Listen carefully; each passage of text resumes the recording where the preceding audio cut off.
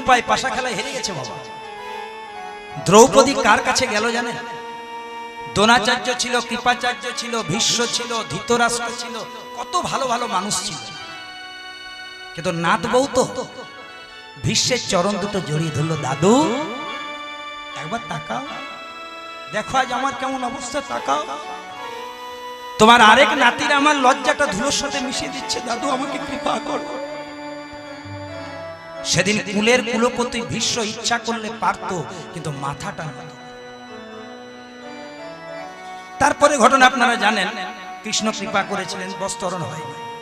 কিন্তু ভীষ্মকে ধর্মরাজ যুধিষ্ঠির প্রশ্ন করেছিলেন কৃষ্ণ, আচ্ছা প্রভু এটা কথা বলি, সেদিন দাদু কেন চুপ করেছিল, দাদু কেন মাথা নত করেছিল?